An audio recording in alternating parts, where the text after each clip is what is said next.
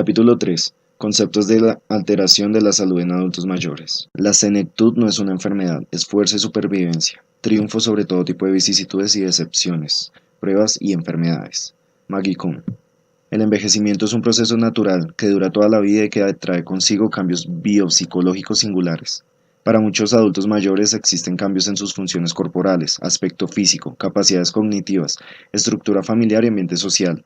La gerontología es la disciplina que estudia el envejecimiento y a los adultos mayores desde la perspectiva biológica, psicológica y sociológica. Explora los procesos dinámicos de los cambios físicos y complejos, ajustes en el funcionamiento psicológico y alteraciones en las identidades sociales. Una primera distinción importante es que el envejecimiento y la enfermedad no son sinónimos. Por desgracia, se da por hecho con frecuencia que envejecer se acompaña de manera inevitable de enfermedad, discapacidad y una disminución general en la función. El hecho es que el cuerpo envejecido puede realizar la mayoría, si no es que todas las funciones que tenía en su juventud. La diferencia es que las funciones toman más tiempo, requieren de una mayor motivación y son menos precisas. Sin embargo, como en la juventud, el mantenimiento de las funciones fisiológicas ocurre a través de la actividad continua. Cuadro, adultos mayores y teorías de envejecimiento.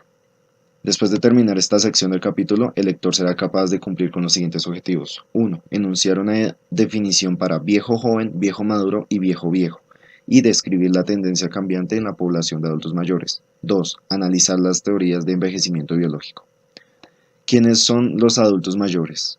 Por lo general se define a la población de adultos mayores en términos cronológicos e incluye personas de 65 años de edad y mayores. Esta edad se eligió de una manera un poco arbitraria e históricamente está vinculada con el Social Security Act de 1935. Con esta ley se desarrolló el primer sistema nacional de pensión en Estados Unidos, la cual designó a los 65 años como la edad de la jubilación. Desde entonces, la expresión edad avanzada se comprende que aplica a cualquier persona mayor de 65 años de edad, debido a que existe una heterogeneidad considerable en este grupo. Los adultos mayores a menudo se agrupan a su vez en viejo joven, 65 a 74 años, viejo maduro, 75 a 85 años, y viejo viejo, 85 o más años, para reflejar con más exactitud los cambios que ocurren en la función. Sin embargo, los parámetros de edad son de algún modo irrelevantes, debido a que la edad cronológica es un mal factor pronóstico de la función biológica. No obstante, la edad cronológica sí ayuda a cuantificar el número de personas en un grupo y permite hacer pronósticos para el futuro. En el año 2009, casi el 13% de la población total de Estados Unidos, 39,5 millones, tenía 65 años de edad o más.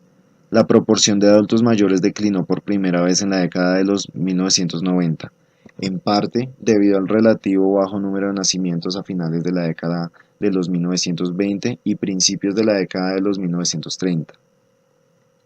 Esta tendencia se detuvo en 2010 cuando los baby boomers, es decir, los nacidos en el auge de nacimiento de 1946 a 1964, empezaron a llegar a la edad de 65 años. La misma población de adultos mayores envejece cada vez más. El promedio de esperanza de vida ha aumentado como resultado de los avances generales en la tecnología de la atención médica, mejor nutrición y mejor higiene. En 2008, el grupo de edad de 65 a 74 años, 20,8 millones, era 9,5 veces mayor que en 1900, mientras que el grupo de 75 a 84 años de edad, que eran 13,1 millones, era 17 veces mayor, y el grupo de 85 años o más, 5,6 millones, era casi 46 veces mayor. Se espera que la población completa de adultos mayores crezca cerca de 72 millones para el año 2030. Las mujeres que hoy tienen 65 años de edad pueden esperar vivir 19,9 años adicionales, 97,8 años de edad, y los varones 17,2 años adicionales, 90,1 años de edad. Las mujeres tienden a vivir más durante el proceso de envejecimiento. En Estados Unidos en 2009 existía una proporción de 136 mujeres por cada 100 varones mayores de 65 años. Esta proporción aumenta hasta 216 mujeres por cada 100 varones en el grupo de 85 años o más. El estado civil también cambia con el avance de la edad. En 2009 casi la mitad de las mujeres mayores eran viudas y existían 3 veces más viudas que viudos. Aunque cerca de 6,5 millones de adultos mayores pertenecían a la fuerza de trabajo en 2009, es decir, trabajaban o buscaban trabajo, la mayoría estaba jubilada. La jubilación representa un cambio importante de rol para los adultos mayores. Las actitudes y ajustes para la jubilación están influenciados por el estilo de vida y los valores antes del retiro. Las personas con actividades recreativas durante su vida laboral parecen ajustarse mejor a la jubilación que aquellas cuyas vidas estaban dominadas por el trabajo. Para muchos de los adultos mayores de hoy, en especial los viejos viejos, la ética del trabajo de la Gran Depresión sigue profundamente embebida como propósito central de la vida. Cuando se termina el trabajo, se siente una pérdida importante y algo debe tomar su lugar. En vista de que las actividades recreativas no siempre fueron una actividad de alto valor, los adultos mayores tienen dificultad para aprender a participar en actividades recreativas significativas. La pérdida del trabajo productivo es solo una de las muchas pérdidas que acompañan el proceso de envejecimiento. La pérdida del cónyuge es un accidente muy importante en la vida que con frecuencia tiene implicaciones negativas para el sobreviviente.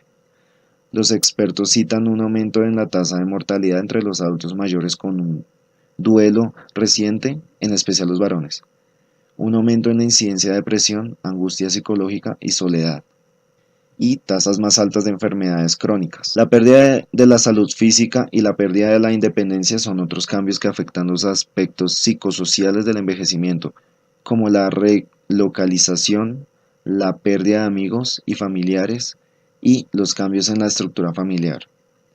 La pobreza es frecuente en la población de adultos mayores. En 2009, el 8,9% de las personas de 65 años o más vivía bajo la línea de pobreza y el otro 5,4% se clasificaron como casi pobres, ingreso entre el nivel de pobreza y el 125% de este nivel. Las tasas de pobreza varían entre los subgrupos de adultos mayores, con el 19,5% de afroamericanos, el 18,3% de hispanos y el 6,5% de caucásicos en el nivel de pobreza en 2009. Las fuentes principales de ingreso para las personas mayores en 2008 fueron la seguridad social, 87% de las personas mayores, ingresos por bienes, 54,6%, pensiones públicas y privadas, 28%, y salarios, 25%. Contrario a la creencia popular, la mayoría de los adultos mayores vive en comunidades.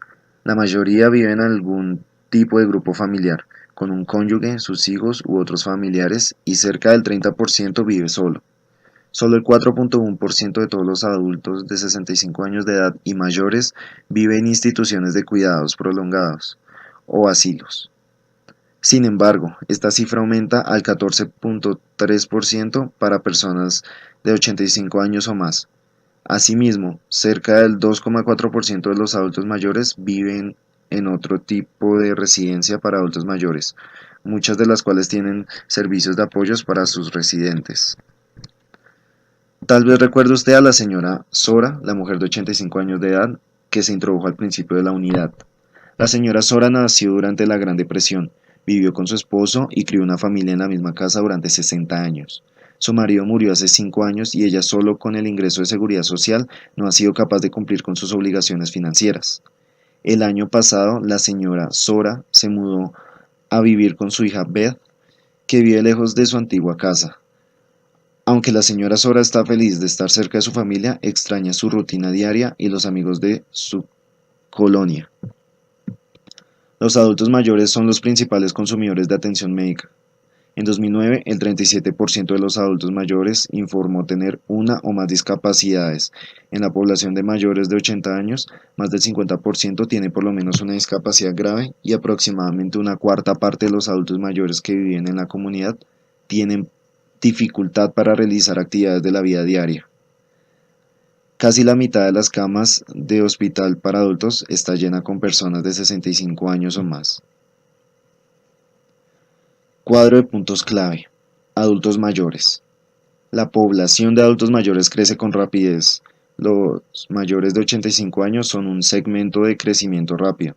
La esperanza de vida es de 77,9 años y las mujeres tienden a sobrevivir a los varones. Contrario a la creencia popular, la mayoría de los adultos mayores viven en ambientes comunitarios. Solo el 4% de las personas de 65 años o más residen en instituciones de cuidados prolongados o asilos. De este ámbito, la mayoría tiene 85 años de edad o más. Los adultos mayores son los mayores consumidores de atención médica. Un tercio de ellos tiene por lo menos una discapacidad. En algunas personas, la discapacidad interfiere con su capacidad de realizar las actividades de la vida diaria. Subtítulo: Teorías del envejecimiento. Varias teorías han intentado explicar la biología del envejecimiento a través de una variedad de observaciones científicas a nivel molecular, celular, orgánico y sistémico. En general, esas teorías se dividen en extrínsecas, teorías estocásticas, o intrínsecas no estocásticas. Las teorías estocásticas postulan que los cambios son provocados por una acumulación de accidentes aleatorios o daño provocado por factores o influencias ambientales. Las teorías no estocásticas proponen que los cambios que ocurren con el envejecimiento están programados genéticamente. En realidad, la evidencia indica que el proceso de envejecimiento y la longevidad es multifactorial, en el cual desempeñan un papel tanto los factores genéticos como ambientales. En los humanos, una muy larga vida más allá de los 90 años de edad parece tener una base genética más fuerte. Esto explica la razón por la cual los centenarios y casi centenarios tienden a presentarse en familias. Teorías estocásticas. Las teorías estocásticas proponen que el envejecimiento lo causa un daño aleatorio a las moléculas celulares vitales, por ejemplo, daño al ácido desoxirribonucleico mitocondrial, ADN. El daño con el tiempo se acumula hasta un nivel suficiente para provocar el descenso fisiológico relacionado con el envejecimiento. La teoría de la mutación somática del envejecimiento establece que la longevidad y el funcionamiento de las células en diversos tejidos corporales están determinados por la molécula del ADN bicatenario y sus enzimas de reparación específica. El ADN sufre cambios continuos en respuesta tanto a factores exógenos como procesos intrínsecos. El envejecimiento es el resultado de condiciones que producen mutaciones en el ADN o déficit en los mecanismos de reparación del ADN. La teoría de los radicales libres oxidativos es otra idea estocástica, en el cual se piensa que el envejecimiento es provocado en parte por el metabolismo oxidativo y los efectos del daño por los radicales libres. Los principales productos derivados del metabolismo oxidativo incluyen superóxidos que reaccionan con el ADN, el ácido ribonucleico, las proteínas y los lípidos, lo que conduce al daño celular y envejecimiento. Otra teoría de daño, la teoría del deterioro por uso, propone que el daño acumulado a partes vitales de la célula lleva a envejecimiento y muerte. Se cita como ejemplo al ADN celular. Si la reparación del ADN dañado es incompleta o defectuosa, como se cree que ocurre con el envejecimiento, ocurre un descenso en la función celular. Teorías no estocásticas. Las teorías de desarrollo genéticas se enfocan en las influencias genéticas que determinan la condición física, la ocurrencia de enfermedad, edad de la muerte, la causa de la muerte y otros factores que contribuyen a la longevidad. En el nivel celular, Hayflick y Moorhead observaron durante más de 40 años que los fibroblastos humanos cultivados tienen una capacidad limitada de replicarse, aproximadamente 50 duplicaciones de población, y después mueren. A esto se le conoce como el límite Hayflick. Antes de lograr este máximo, se hace más lenta su velocidad de división y manifiestan los cambios morfológicos, identificables y predecibles de las células senescentes.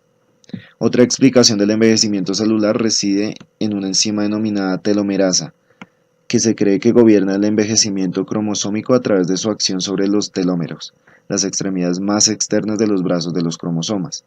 Con cada división celular se pierde un pequeño segmento de ADN telomérico, a menos que una célula tenga un suministro constante de telomerasa. En ausencia de telomerasa, los telómeros se acortan, lo que provoca una expresión del gen relacionado con la senescencia y la inhibición de la replicación celular. Se cree que en ciertas células, como en las células cancerosas, la telomerasa mantiene la longitud de los telómeros, con lo que se aumenta la replicación celular. Página 4. 42. Página 43. Muchos genes que están relacionados con el lapso de vida humana no son genes de longevidad por sí mismos.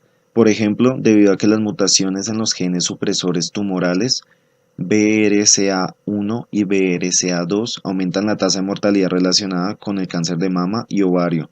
Son raras entre las mujeres de larga vida.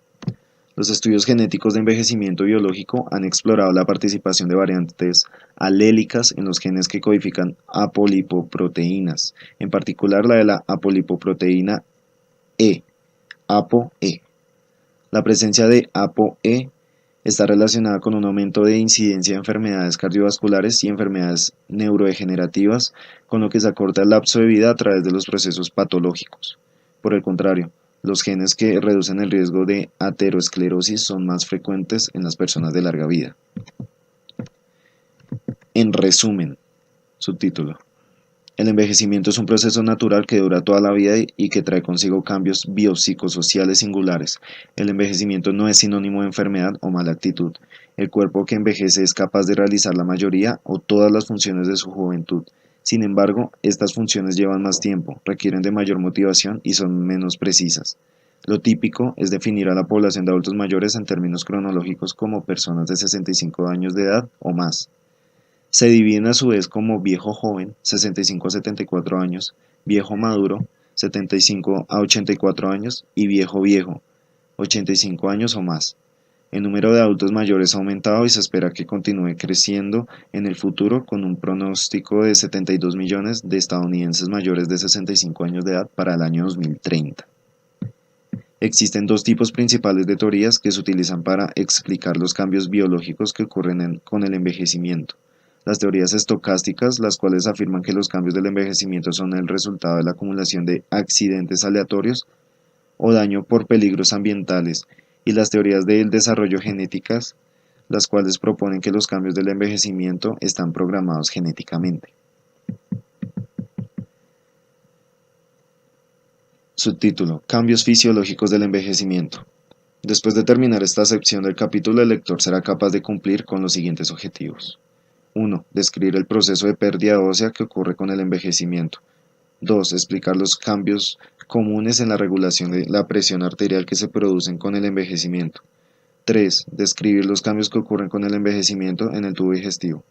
4. Explicar la importancia de la disminución de la masa corporal magra en la interpretación de la velocidad de filtración glomerular, BFG, mediante la utilización de las concentraciones de creatinina sérica.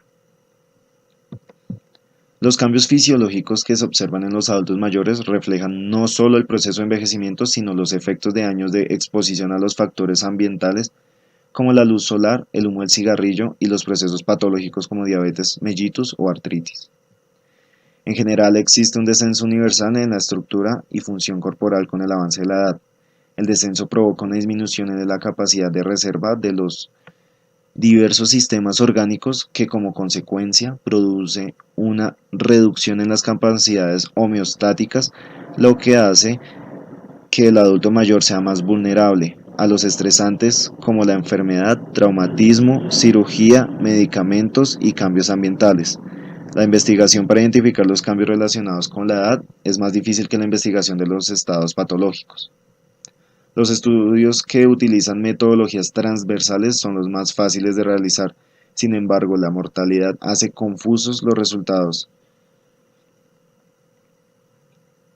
Aunque los estudios longitudinales tienden a ser más precisos, requieren de años para realizarse y es posible que no sean capaces de tomar en cuenta las numerosas variables que entran en la ecuación del envejecimiento, como el ambiente, la ocupación y la dieta. Sin embargo, es importante diferenciar tanto como sea posible los cambios que ocurren en el cuerpo como resultado del envejecimiento de los que ocurren debido a esa enfermedad. Esta distinción permite un diagnóstico más exacto y tratamiento más adecuado de los padecimientos y ayuda a evitar el etiquetado inadecuado de cambios por envejecimiento. Sin importar la dificultad de definir el envejecimiento normal en cuanto a su relación con los diversos sistemas orgánicos, existe un patrón de pérdida gradual. Muchas de estas pérdidas se inician en la edad adulta temprana, pero debido a la gran reserva fisiológica de la mayoría de los sistemas orgánicos, El decremento no se hace funcionalmente significativo hasta que la pérdida alcanza cierto nivel. Algunos cambios, como aquellos que afectan la piel y la postura, son más visibles. Otros, como los que afectan el riñón, pasan desapercibidos hasta que la persona es puesta a prueba con situaciones como la eliminación de medicamentos. Subtítulo: Cambios tegumentarios. Los cambios en la piel reflejan de manera más clara el proceso de envejecimiento que los cambios en otros sistemas orgánicos. El envejecimiento impacta las funciones primarias de la piel: protección del ambiente, regulación de la temperatura, equilibrio de líquidos y electrolitos, función sensitiva y excreción de desechos metabólicos. La exposición a la luz solar y la inclemencia del clima aceleran el envejecimiento de la piel. Con el envejecimiento, la piel se vuelve arrugada, seca y con una pigmentación desigual. El grosor de la dermis o capa media de la piel disminuye alrededor del 20%, lo cual le da a la piel en general una característica delgada y transparente. Esto se observa sobre todo en las áreas expuestas a la luz solar. Las fibras de colágeno dérmico se reacomodan y degeneran, lo que provoca una disminución en la fortaleza y elasticidad de la piel. Conforme avanza la edad, disminuyen la celularidad y la vascularidad de la dermis, y esto causa fragilidad vascular, lo que lleva a la púrpura senil, es decir, hemorragias cutáneas, y una cicatrización de la piel más lenta. El retraso en la cicatrización de heridas se ve influenciado por otros factores como mala nutrición y circulación inadecuada y por los cambios en la función inmunitaria. La función de las glándulas sebáceas disminuye con la edad y conduce a una disminución de la secreción de sebo. La disminución en el tamaño, número y actividad de las glándulas sudoríparas causa una disminución en la capacidad de producir sudor. Las uñas de las manos y pies se vuelven opacas, frágiles y gruesas, sobre todo por una disminución de la vascularidad del lecho ungueal. También ocurren cambios relacionados con la edad en el cabello, debido a la disminución en la producción de melanina por el folículo piloso. Alrededor de la mitad de las personas mayores de 50 años de edad tiene por lo menos el 50% del cabello cano, sin importar el sexo ni el color original de su cabello. Se observan también cambios en el crecimiento y distribución del cabello. El cuero cabelludo tiene menos cabello, el vello de axilas y pubis es más escaso, y los vellos de las orejas y fosas nasales se engruesan. Los trastornos cutáneos son más frecuentes en la población de adultos mayores e incluyen cáncer de piel, queratosis, es decir, lesiones verrugosas, xerosis, es decir, sequedad excesiva, dermatitis y prurito, es decir, la señora Sora tenía ardor en la porción izquierda de la espalda, en donde unos días más tarde desarrolló una exantema. Esta combinación de sensación hormigueo-ardor en el costado seguida de un exantema con pequeñas ampollas llenas de líquido se conoce como herpes zóster y se observa con frecuencia en las personas mayores. Es una reactivación del virus de la varicela, virus varicela zóster, y se presenta a lo largo de un trayecto nervioso. Lo que lo hace singular es que solo ocurre en un lado del cuerpo. Algunas personas quedan con dolor en el área del exantema durante mucho tiempo después de que la erupción ha cicatrizado. No está del todo clara la razón por la cual se reactiva el virus, aunque parece relacionarse con estrés e inmunosupresión. Subtítulo: Estatura y función musculoesquelética. El envejecimiento se acompaña de una disminución progresiva de la estatura, en especial en las mujeres de edad avanzada. Esta disminución de la estatura se atribuye sobre todo a la compresión de la columna vertebral. La composición corporal cambia también. La cantidad de grasa aumenta y la masa corporal magra y el agua corporal total disminuye con la edad creciente. Con el envejecimiento existe una reducción en el tamaño y la fuerza muscular relacionada con una pérdida de fibras musculares y una reducción en el tamaño de las fibras existentes. Aunque no es posible detener el descenso en la fuerza que ocurre con el envejecimiento, con el ejercicio se hace más lento su progreso. Existe un descenso en el desempeño a gran velocidad y el tiempo de reacción debido a una disminución en las fibras musculares tipo 2. El deterioro en el sistema nervioso causa también que los movimientos se hagan más lentos. Sin embargo, se cree que las fibras musculares tipo 1, que ofrecen resistencia, permanecen iguales con la edad. Numerosos estudios han informado de una pérdida de masa ósea con el envejecimiento, sin importar el sexo, etnia o tamaño corporal. Con el envejecimiento, el proceso de formación de hueso, es decir, la renovación, se hace más lenta en relación con la resorción, es decir, desintegración, lo que da como resultado una pérdida de masa ósea y una estructura ósea debilitada. Esto es especialmente cierto en las mujeres posmenopáusicas. Después de la menopausia existe un rápido deterioro de la masa ósea debido a la insuficiencia estrogénica. Esta pérdida de hueso continúa hasta más tarde.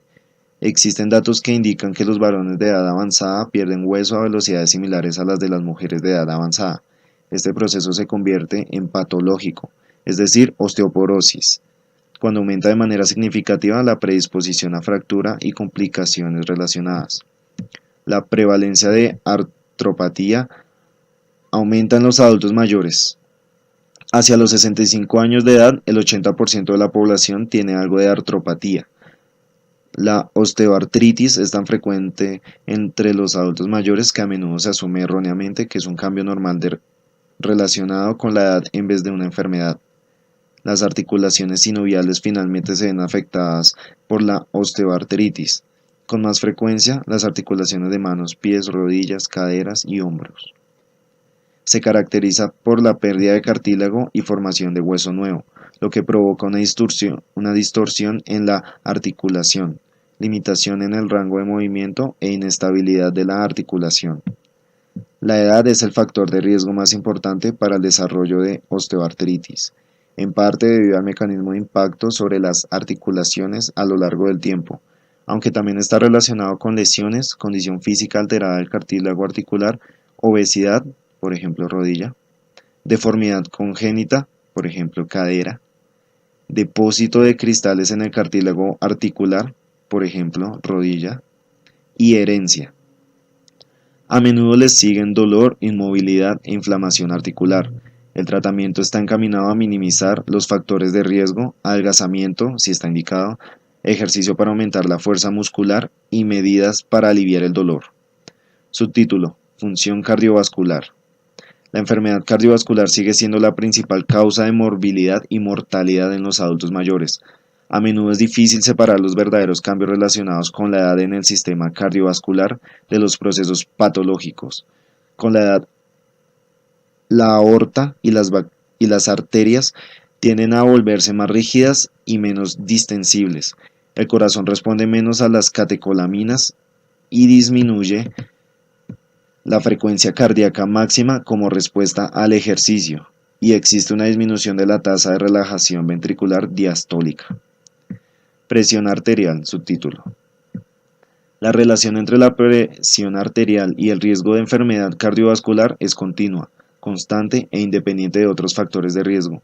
Numerosos estudios han mostrado que la presión arterial sistólica aumenta de manera progresiva con la edad, mientras que los aumentos en la presión diastólica tienden a permanecer estables e incluso disminuir después de los 50 años. Como resultado, existe un aumento brusco en lo que se conoce como hipertensión sistólica entre los adultos mayores, lo cual ocurre como consecuencia de un aumento en la rigidez arterial. Una elevación en la presión arterial sistólica acompañada de una presión diastólica normotensa causa un aumento drástico en la presión del pulso. Este es un indicador pronóstico conocido de accidentes coronarios futuros. Por lo tanto, se recomienda el tratamiento agresivo de la hipertensión sistólica, que ha demostrado una reducción en accidentes cerebrovasculares, insuficiencia cardíaca, nefropatía y otras complicaciones. Las personas normotensas a los 55 años de edad tienen un riesgo a lo largo de la vida del 90% de desarrollar hipertensión. Existe ahora una tendencia a intervenir cuando las personas se consideran prehipertensas, es decir, presión arterial sistólica de 120 a 139 milímetros de mercurio, o presión arterial diastólica de 80 a 89 milímetros de mercurio, con estrategias de modificación de estilo de vida para prevenir hipertensión. La hipotensión ortostática o una disminución importante en la presión sistémica al asumir una posición erecta es más frecuente entre los adultos mayores. Los mecanismos cardiovasculares de compensación a menudo están retardados o son insuficientes, de manera que también es frecuente una disminución en la presión arterial debido al cambio de posición o el consumo de un alimento. Incluso en ausencia de hipotensión ortostática, los adultos mayores responden al estrés postural con cambios menores en la frecuencia cardíaca y la presión diastólica. Se cree que esta respuesta alterada al estrés ortostático es provocada por cambios en la función del sistema nervioso autónomo, funcionamiento inadecuado del sistema circulatorio o ambos. Función cardíaca. En los adultos mayores sanos existen múltiples factores que determinan el efecto del envejecimiento sobre la función cardíaca. Con el envejecimiento existe un aumento en el grosor de la pared del ventrículo izquierdo, un retraso en el llenado temprano del ventrículo izquierdo, una disminución en la respuesta a la estimulación beta-adrenérgica y las catecolaminas circulantes, una disminución en la frecuencia cardíaca máxima y el gasto cardíaco máximo, así como un aumento en la resistencia vascular sistémica y la poscarga ventricular izquierda. La poscarga, es decir, la oposición al vaciamiento ventricular izquierdo, se eleva de manera constante con la edad conforme la aorta ascendente se vuelve más rígida y la resistencia de los vasos arteriales periféricos aumenta. Aunque el tamaño general del corazón no aumenta, el grosor de las paredes ventriculares izquierdas se incrementa con la edad, en parte como respuesta al aumento de la poscarga que se desarrolla debido a los cambios en los vasos sanguíneos. El envejecimiento afecta la función ventricular izquierda, tanto sistólica como diastólica. Aunque el llenado diastólico temprano disminuye cerca del 50% entre los 20 y los 80 años de edad, en la diástole tardía ocurre un mayor llenado en parte debido a una contracción auricular más vigorosa. El aumento en la contracción auricular se acompaña de hipertrofia y crecimiento auricular. A pesar de una disminución en los cambios relacionados con la edad, en el patrón de llenado diastólico en las personas mayores, su volumen ventricular izquierdo al final de la diástole en posición supina no difiere sustancialmente del de las personas más jóvenes. Sin embargo, se reduce en menor grado en las personas mayores que en los jóvenes durante el cambio postural, moverse de una posición supina a una sedente, y durante el ejercicio graduado en posición erecta. Además, la fracción de eyección máxima del ventrículo izquierdo, es decir, el porcentaje del volumen al final de la diástole del ventrículo izquierdo que se expulsa durante la sístole, que es posible lograr durante el ejercicio máximo, disminuye con la edad, en este caso debido a una menor disminución en el volumen al final de la sístole en el ventrículo izquierdo. Se cree que el deterioro relacionado con la edad en la contractilidad del miocardio contribuye a producir este defecto en la regulación del volumen al final de la sístole. La frecuencia cardíaca de reposo en posición supina permanece sin cambios o disminuye solo un poco con la edad. Sin embargo, la frecuencia cardíaca máxima que es posible lograr durante ejercicio máximo está disminuida. La reducción en la frecuencia cardíaca es la razón por la cual disminuye la reserva de gasto cardíaco máximo en los adultos mayores sanos. A pesar de los cambios del envejecimiento y la enfermedad cardiovascular, la función cardiovascular general en reposo se considera adecuada para satisfacer las necesidades corporales en la mayoría de los adultos mayores sanos. El gasto cardíaco se mantiene en los adultos mayores sanos, en los varones más que en las mujeres.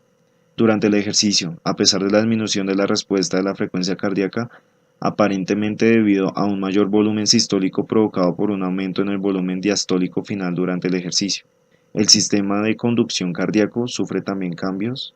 El nodo senoauricular presenta fibrosis y el número de células marcapaso del nodo sinusal se reducen en un 90%.